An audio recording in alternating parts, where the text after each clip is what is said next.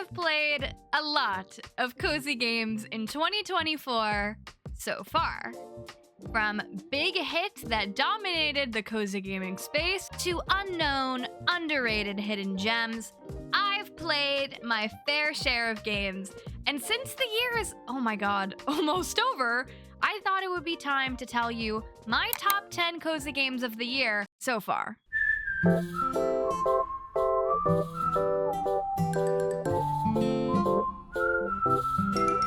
Hello everyone, and welcome back to my channel. If you're new here, hi, my name is Payton. It is nice to meet you. It is nice to see you, and welcome to the corner.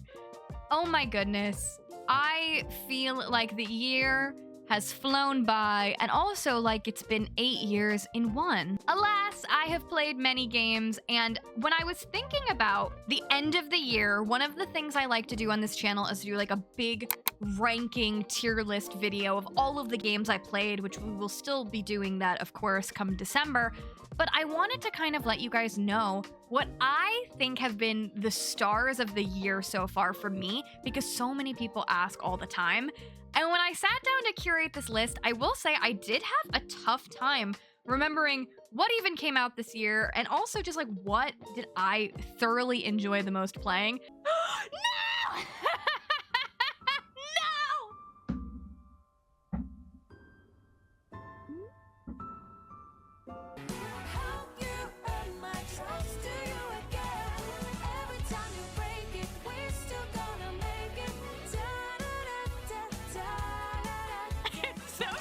So I think I've cracked the code, and today I will be presenting my top 10 games of 2024 so far, all cozy games, all of which came out this year and I played for the first time this year. So in advance, you will not see Moonstone Island on the list because I played it last year, even though that was and is my most played game of the year.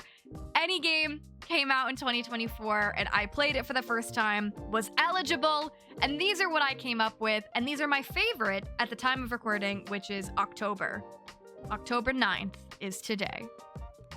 These are my favorites for now. Things may change. I'm not gonna go in order. It was hard enough to pick 10 games.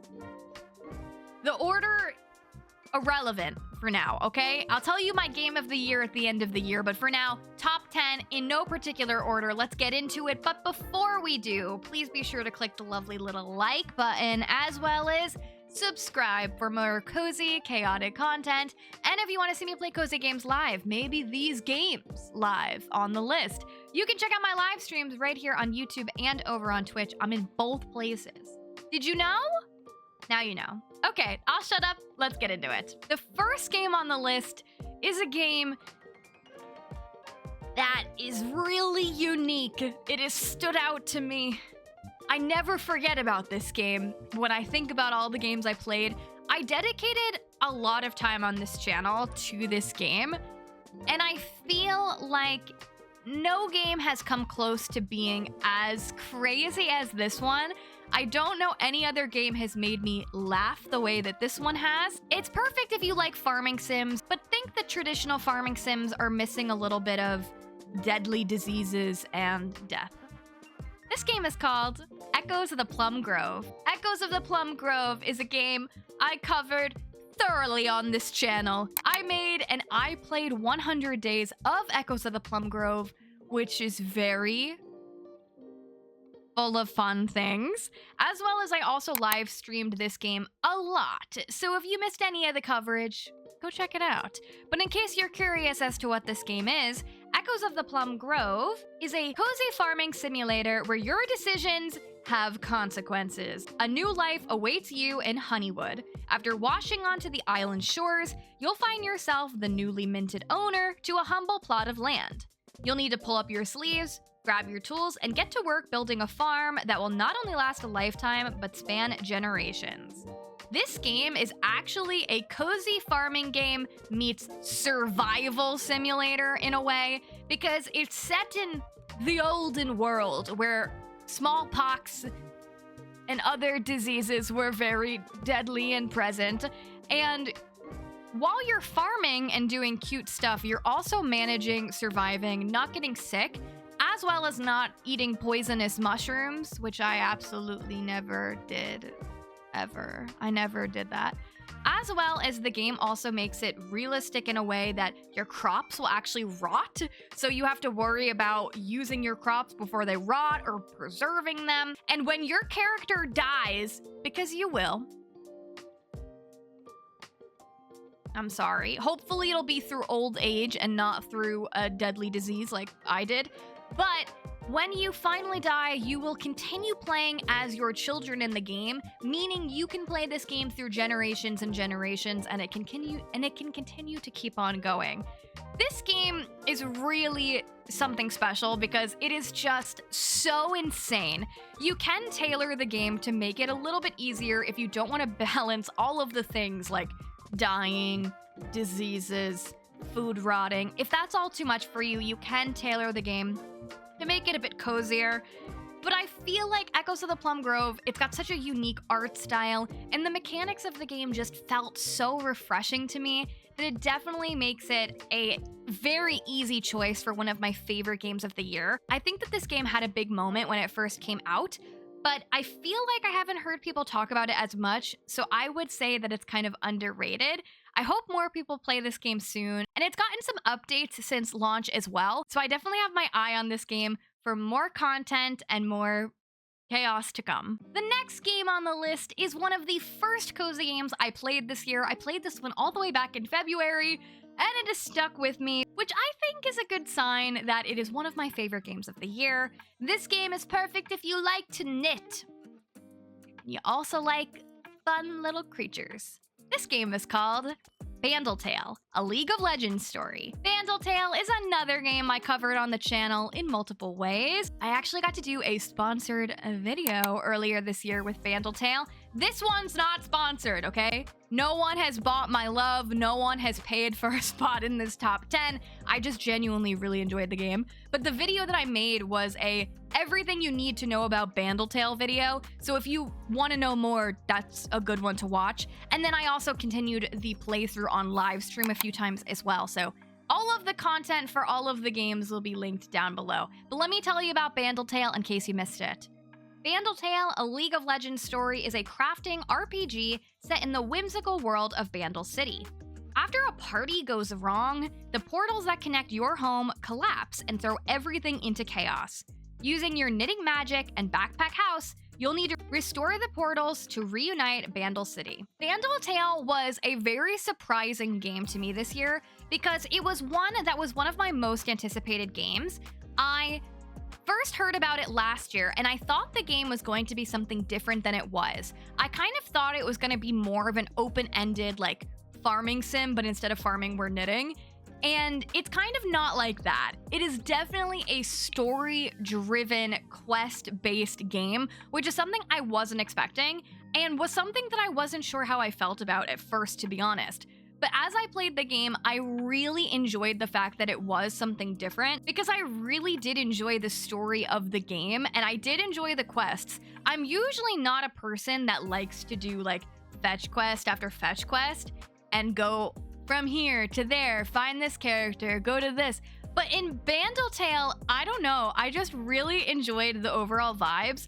I love needing to kind of figure out what to do next. It was really clear where the story was going, and so they would kind of guide you, but you'd have to figure out how to craft certain things. So I kind of felt it to be a little bit puzzly while I was going about. It wasn't just like mindless, okay, I'm going from here to there. There are all these really fun areas, and I just think the world of the game is so imaginative, so innovative. I loved the knitting influence. You get to throw little parties in the game too, which I thought was a really fun mechanic.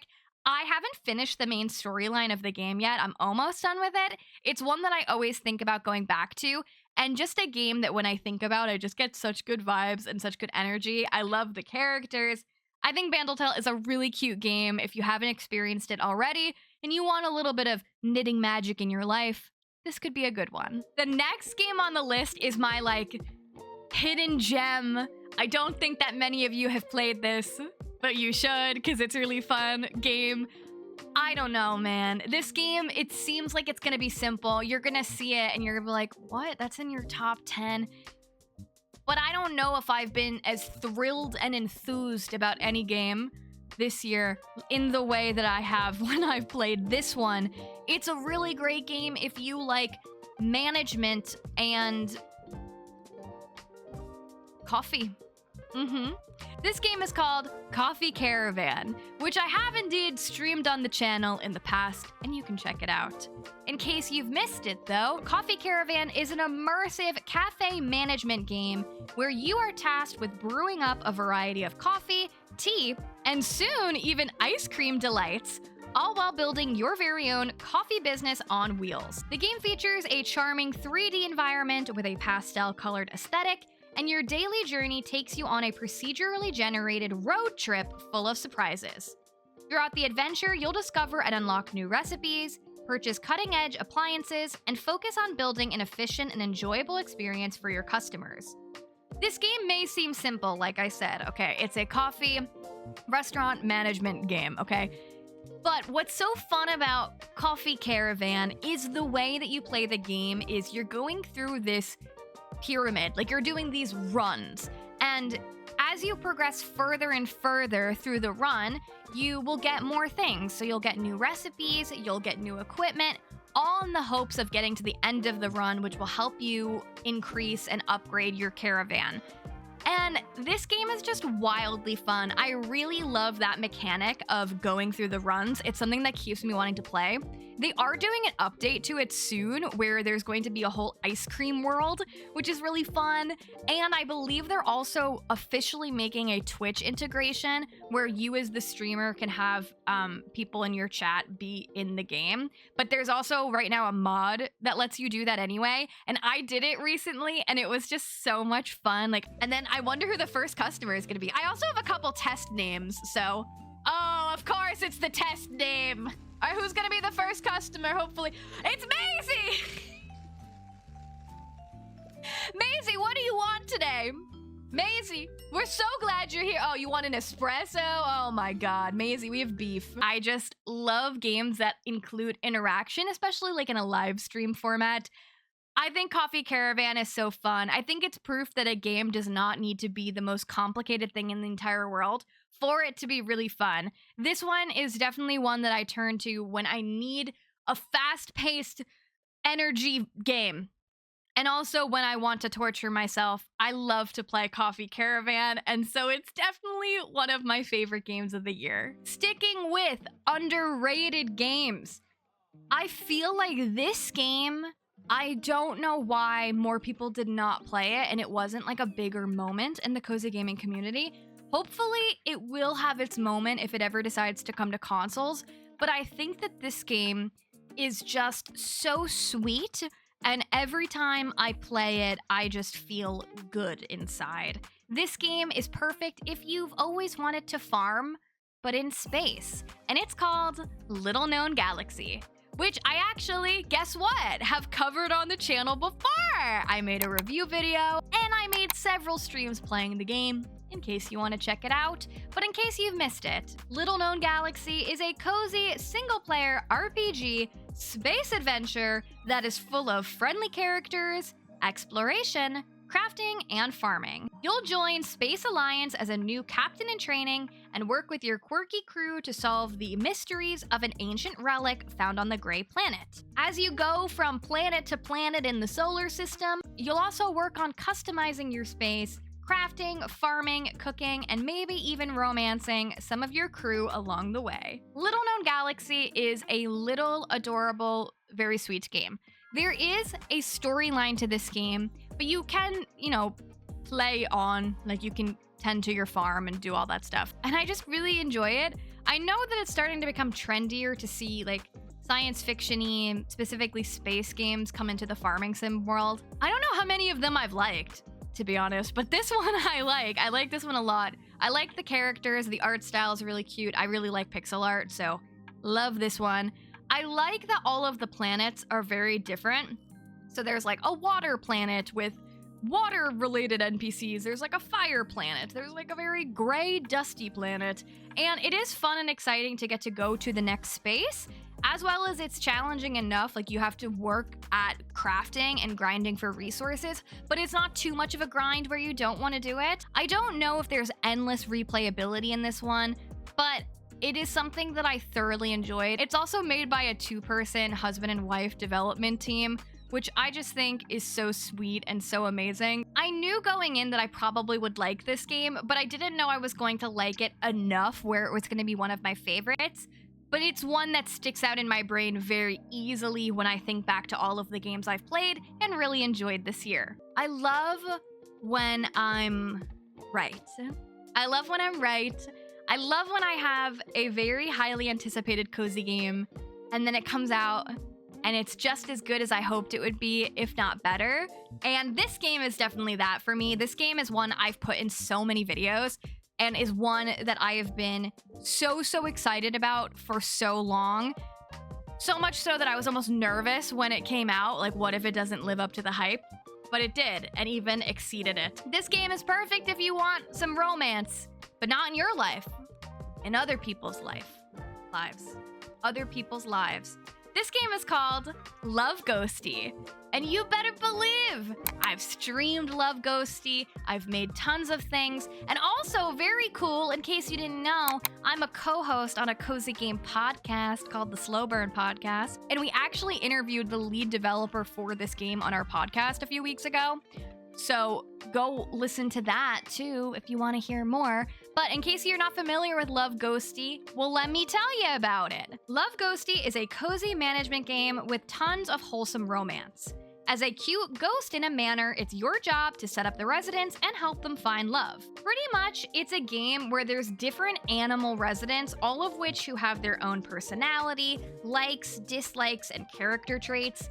You get to pick which hot new bombshell enters the villa, and from there you get to set up couples, you get to pick people to do daily tasks, and based off of the couples you make and the dates you set up, you'll get a variety of different cutscenes, some of which go really good, some of which go really bad, and it pretty much is just it's Love Island. It's Love Island, but cute little animals and you're a ghost. It is wildly fun.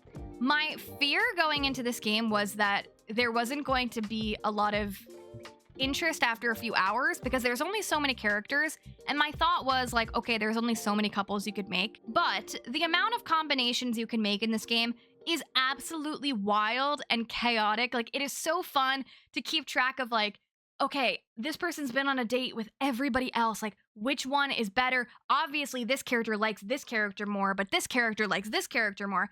And it really is like making your own little drama show. And all of the characters are so well written, so thought out. There are like thousands and thousands of lines of dialogue in the game. And it really is just a fun playthrough so much. And it's never the same. Like, you really can just keep changing it up. And just when you think you have the perfect couple, a hot new bombshell will enter the villa and shake it up. And I just really enjoy it. It's definitely a really innovative game. I don't really see a lot of other games like this, and it's definitely one of my favorites. The next game on the list is a game that I low-key thought I wasn't gonna like that much. This was a game that I played the demo of a couple months before it launched, and I liked the demo, but I didn't love it, and I was worried that the kind of game this was just not going to be for me. But I was wrong. This game is perfect if you want to jump around and cook. That was such a good seller there. Wow. This game's called Magical Delicacy, and you guessed it, I've streamed it in the past. Watch it. See what I thought in live reaction format.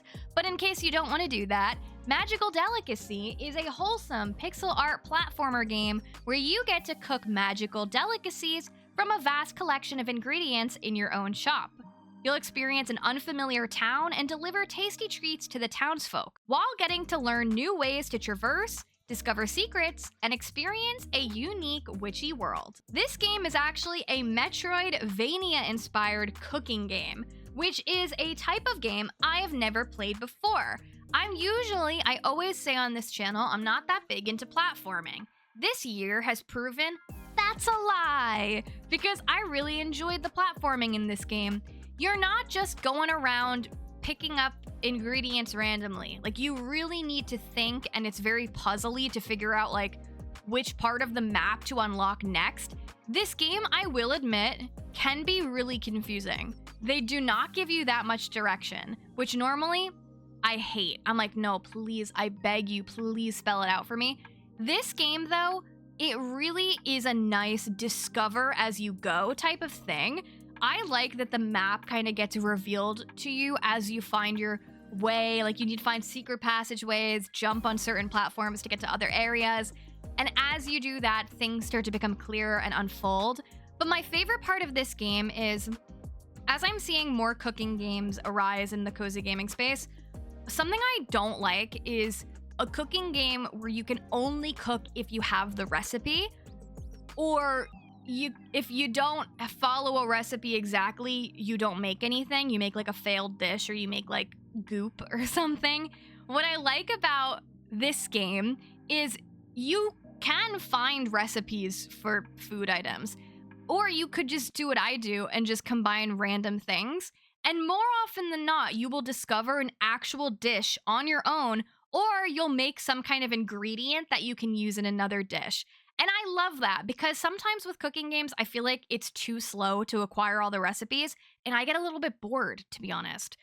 So I like in this one that you can make your own concoctions and really test out to see what works. There is also a main storyline in the game that you're following, but really, I just like going around the town in this one and exploring. I love the art style of this one as well. I think it's just so aesthetically pleasing. In a world where we're seeing so many witch cooking cozy games, Magical Delicacy, I think, really stands out.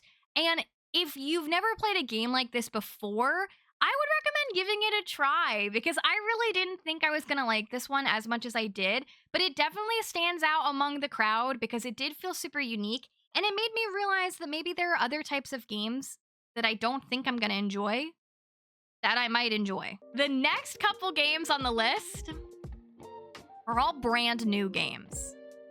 So are they my favorite because they are the best, or are they my favorite because they're the most recent in my brain? I'm gonna choose to believe the first, that they really are just that good. And this next game specifically, if I had to pick my top 3 favorite games of the year, this one is in there. This one, and that's crazy, right? Because it like just came out. This game, similarly to what I just said about Magical Delicacy, is a game that made me realize I might like other types of games that I don't indulge in that much. And I think when a game does that, especially a cozy game that can kind of bring you into other gaming spaces, I think that's really cool. This next game is perfect if you like a little bit of a creepy energy while still maintaining an overall cozy, cute vibe. This game is called BLOOMTOWN: A Different Story. And BLOOMTOWN: A Different Story just came out, and I have streamed it, so you don't have to scroll that far to find those streams if you'd like to see the game. But if not, let me tell you a little bit about it. BLOOMTOWN: A Different Story is a narrative JRPG mixing turn-based combat, monster taming, and social RPG set in a seemingly pleasant 1960s Americana world. You'll join Emily and her group of friends to save their cozy town from the demonic creatures that live in the heart of its residents. BLOOMTOWN is such a cool game because you have that classic life simulator stuff that you like. You're in a really, really cute town with tons of shops and tons of characters. There's fishing, there's even a little bit of farming in this game too. But the real star of the show is the story. This is a story-driven game for sure, and it does have an ending, though I have to say I haven't gotten to it quite yet. Soon though. But the real star of this one is following the story. As I said, you play as a young girl, Emily, and quickly in the town you realize there is another child that has gone missing. So it's your job to try and find the child that's gone missing. And the way that you're doing that is you're going into this kind of like underworld space. And in the underworld, everybody has demon counterparts. And so you engage in turn-based combat to fight fight your way through it. And no, don't click off the video yet. I know some cozy gamers hate combat, but stick with me here. I really like turn-based combat for cozy gamers because you can stop and think. Turn-based means we're fighting, it's the enemy's turn, great. Now it's my turn. I could think about what I want to do, look at my options. It feels a bit more strategic than button mashing, even though I do love a nice button mash slash situation. I love the combat in BLOOMTOWN because the demons look so cool. They look super cute. There's like a broccoli demon, which I think is adorable. There's also like a buff dog. The buff dog is reason enough to play the game, but actually my favorite part of the game is something I never talk about ever, which is the soundtrack. The soundtrack of this game goes so hard. Like, when I was streaming this game, non-stop, people were asking me, Payton, are you playing music or is this the game? Like, people wanted to know, like, what is this song? Please drop the playlist. And I was like, no, it's literally the game. It was just so good. Feels so electric. It feels accessible to people who've never played turn-based combat games before. And I think it's just really good. I think it's just really good. I really love this game. It really balances so many things I personally look for in a game. A cute world, cute characters, fun combat mechanics, as well as story. There's a reason, there's a purpose, and I've been really enjoying playing through this one, and I'm excited to get to the end of it. Remember before when I was like, yeah, I don't really like platforming games? This is another game that made me realize, am I wrong? I'm wrong. This is a game that I would say was a highly anticipated game, not just cozy. I think this game definitely breaks out of just cozy gaming space. I wasn't sure if... I thought it looked cute. I thought it looked cute, and it was going to be a game that I was like, this is cute. I'll probably play it. It's not the top of my list, but I'll get to it when I get to it. And then I decided to play it, and it was wildly fun. Wildly fun, and it's all I wanted to play. This game is called The Plucky Squire, which, you guessed it, I've streamed in the past. Go watch it. The Plucky Squire is an action-adventure 2D and 3D platforming game that follows the story of a storybook character called Jot, who pretty much gets separated from his storybook and is trying to put the book back together. And Jot will experience the world both inside of the 2D book and outside of the book in the child who owns the storybook's bedroom. It's giving very like Toy Story energy.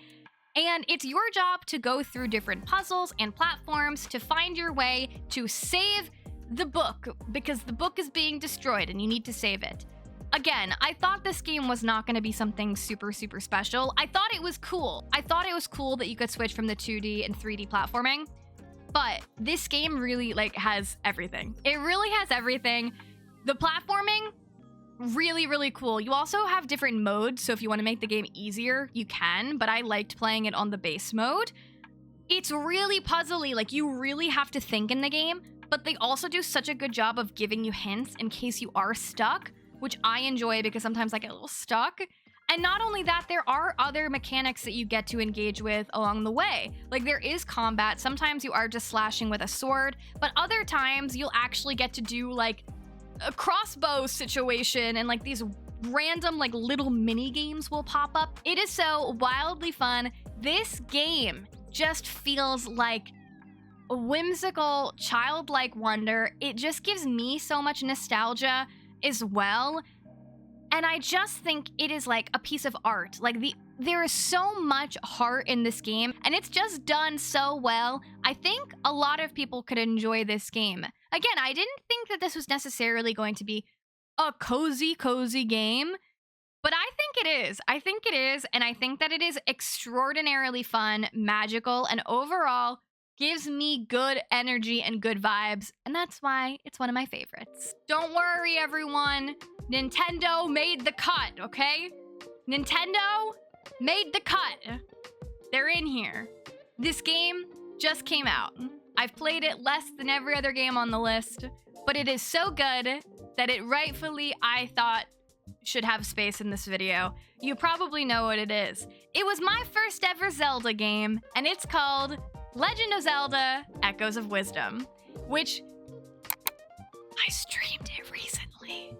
Watch. In case you're unfamiliar with Echoes of Wisdom, it is the first Zelda game where you actually get to play as Zelda. After Princess Zelda was captured by Ganon, the swordsman Link stormed in to rescue her, and after a fierce battle, Link appeared to defeat the villain, but was suddenly dragged down into a mysterious rift in the ground and disappeared. These strange rifts began to appear all over Hyrule, swallowing up others, including the king and his advisors.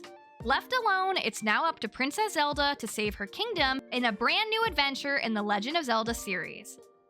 The game pretty much consists of you exploring this world while using this magic called echoes. So you can make echoes of things, hence the name. And echoes are pretty much like you duplicating things that you encounter in the world. Whether that be, like, you can duplicate a chair, or you could duplicate a plant, but you could also duplicate things like monsters. And so the game is very exploration puzzly, where you have to use different things that you've acquired to help solve puzzles. But what's really cool about the game is there's not one answer for all of the puzzles. If you have a different way to solve it than someone else, amazing. You could be like me and put trampolines everywhere, or you can, you know, not put trampolines everywhere and find other ways to solve things. As well as there's a bunch of monsters that do the combat for you. Admittedly, sometimes I don't love that and I wish I did just have my own weapon, but it's really cool because all of the different little monsters do their own kind of thing. So you get to pick in the moment how you want to solve any type of situation. The world is beautiful and vibrant. It is fun, it is story-driven, it is captivating. It's my first ever Zelda game, and if the rest of them are like this, I understand why people like the franchise so very much. I think it's really cool to see you be able to play as Zelda as well. That's what drew me in. That's why I was excited to play the game. And although I have not gotten super far in the game quite yet, it's definitely one of my favorites of the year because it is so well done and it feels so imaginative and creative. And I really like that it's not just a going through the motions type of game. Like, it really feels like you can be creative and even play this game through multiple times and do things differently. And I think it would be just as fun. So I thought it deserved a spot. Now, I told you I wasn't gonna rank the games, right? I told you I wasn't gonna rank the games. This wasn't gonna be like number 10, Okay, but I did save my favorite game for last. And I feel like it's not a secret. I feel you know already. Girl, you know. You already know it's Fields of Mystria as my #1 favorite game of the year so far. I have made a lot of Fields of Mystria content. I played 100 days of the game. I made a whole video about that. I did a whole extreme farm makeover thing. I've streamed the game a lot, and I'm even making an Animal Crossing island inspired by Fields of Mystria right now on live stream. So go watch all of the Fields of Mystria content, and if not, let me tell you about the game. Fields of Mystria is only in early access. It's not even fully out. So the fact that it's on this list is crazy, but accurate. Fields of Mystria aims to be a spiritual successor to the farming sim RPGs of the late 90s and onward, where you'll get to build the farm of your dreams as you discover magic, romance, and adventure. Mystria, an idyllic village tucked between forest and sea, has offered you an overgrown but full of potential homestead in exchange for your assistance restoring the town to its former glory after an earthquake wreaks havoc and strange magic begins to flow through the land. With a Sailor Moon-esque art style that is pastel and beautiful, the hottest NPCs you ever did see, a very wide amount of ranching opportunities where you can have strawberry cows, capybaras, and more, as well as so many fun decorative items. Fields of Mystria, I feel like, is that new farming sim game. I'm not the only one who thinks so. It's definitely been a big cozy game this year for a lot of people. I love Fields of Mystria so much because I feel like it does so many of the classic farming sim stuff right, but I feel like it still does add some unique things that I haven't seen before in other farming sims. The thing that stands out to me the most about MISTRIA, other than its beautiful color palette, is the characters and the character interaction. Not only are you able to romance and befriend a very amazing cast of NPCs, but you actually get to see a lot of engagement between the NPCs. One of the best parts of the game, I think, is every week at the inn, the characters are playing like Dungeons and Dragons, and you can just like listen in on their game and watch as their own relationships expand. While the game is just in early access, and there is definitely like an end to the content, you can keep playing and keep decorating and grinding and, you know, have hours and hours of the game. I've played like 100 hours of the game. So like you can do it, it's there. But there definitely is an early access feel after a while.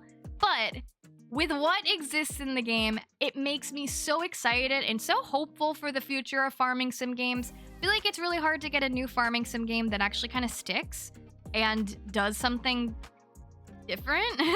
And I feel like Fields of Mystria is doing it. And I'm really excited to see as the game progresses and we get more updates. And overall, I've just had so much fun sinking time into this game. I love the aesthetics. It is like the ultimate cozy farming sim game for me. So, no secret, it's in the top 10. And there you guys have it. Those were my top 10 cozy games of 2024. So far, as of right now, in October. We'll circle back in December and see what has changed, if anything. But I want to know your thoughts down below. Have you played any of these games? And also, what's your top 10? What are your top 10 cozy games of 2024? Please let me know down below. I also want to acknowledge all of these games but Zelda, which I paid $60 for. All of these games were very kindly gifted to me, so I was able to get them for free to play them and share them on the channel. But none of these games have paid me to be in this video. I want to make that so clear. This is PayPay's opinion.